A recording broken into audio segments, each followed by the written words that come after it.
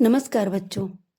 आज हम एक कंपनी के सबसे महत्वपूर्ण दस्तावेज पार्षद सीमा नियम, जिसे अंग्रेजी में मेमोरेंडम ऑफ एसोसिएशन कहते हैं, के बारे में सरल भाषा में समझेंगे। पार्षद सीमा नियम किसी भी कंपनी का संविधान होता है। यह दस्तावेज बताता है कि कंपनी किस उद्देश्य से बनाई गई है, वह कौन कौन से कार्य कर सकती है और उसकी कार्य सीमा क्या होगी। अर्थात कंपनी अपनी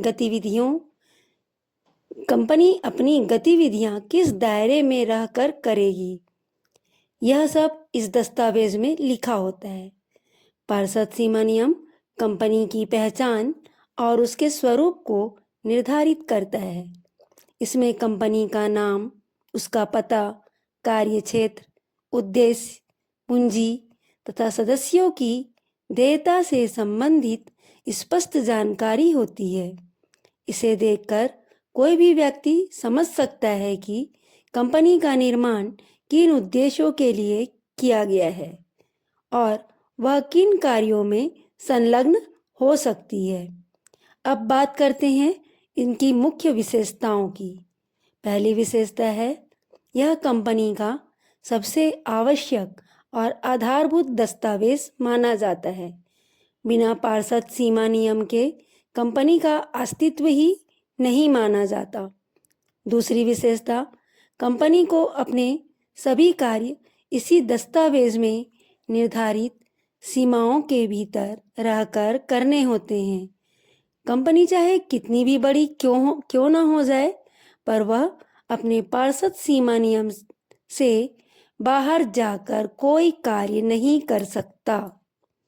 तीसरी विशेषता, यह दस्तावेज कंपनी के उद्देश्यों को स्पष्ट करता है। निवेशक, ऋणदाता और आम जनता इसी के आधार पर कंपनी पर भरोसा करते हैं कि कंपनी क्या काम करती है और किस सीमा तक काम करती है। चौथी विशेषता, इसमें कंपनी की सदस्यों की देयता यानी लायबिलिटी भी स्पष्ट होती है। इससे पता चलता है कि कंपनी के घाटे की स्थिति में सदस्यों की जिम्मेदारी कितनी होगी। पांचवी विशेषता, कंपनी के पते और कार्य क्षेत्र का भी उल्लेख होता है, जिससे पता चलता है कि कंपनी का संचालन मुख्य रूप से कहाँ से होगा। सबसे महत्वपूर्ण बात यह है कि कंपनी सीमा नियम में मनमानी से कोई भी परिवर्तन नहीं किया जा सकता। इसमें बदलाव करने के लिए विशेष प्रक्रिया, विशेष प्रस्ताव और सरकारी अनुमोदन आवश्यक होता है। इसलिए इसे स्थिर दस्तावेज माना जाता है। अंत में पार्षद सीमा नियम न केवल कंपनी की सीमाएं निर्धारित करता है, बल्कि कंपनी के उद्देश्य और उसके कार्य ढांचे को स्पष्ट घोषित करता है। यही कारण है कि इसे कंपनी का मूल और महत्वपूर्ण दस्तावेज